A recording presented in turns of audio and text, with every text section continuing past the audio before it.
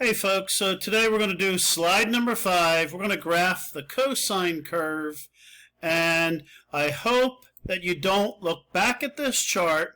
There's my cosine of pi over 6, pi over 4, pi over 3, and pi over 2. I hope you don't need this chart, but we're going to be graphing the cosine curve today. And I'll help you start out. Again, this is slide number 5, and you should all know your nice angles, which are your 30, 45, and 60, all around the unit circle. So, I know that, and this should say cosine here, so let me fix that for you quickly. That should say the cosine of x. And when x is 0, if we would look back, right there at x of 0 radians, my cosine is a 1. Right there. You can see where I'm pointing. So, that's why it's a 1, and the decimal 1 is 1. So I'm going to put a little dot right there at 1. So it's 0 radians. We're way up here at a 1. And the cosine of pi over 6, well, that's root 3 over 2. So, and again, I'll check it for you. There's pi over 6 right here, 30 degrees. And it's root 3 over 2. So, there it is in yellow.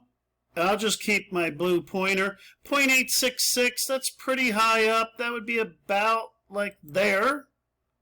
And now we get pi over 4, the cosine of that. Well, that's the easiest because they're both root 2 over 2, sine and cosine. That's 0.7071, so that would be about there. And then pi over 3, my cosine is a half. So I think maybe about, that's a little bit low. Maybe this guy's a little bit low here. And again, I'm using a mouse, so it's not the greatest. And that straight up, pi over 2, the cosine is 0. So let me get on my pen, and there you go. So I want you to continue the graph. And your graph, fill in all these charts. And your graph should look something like this. Smooth, rounded curve like that. So you finish that up, and there you go, folks. We're going to start manipulating these the following day. So there you go. Hope you like it.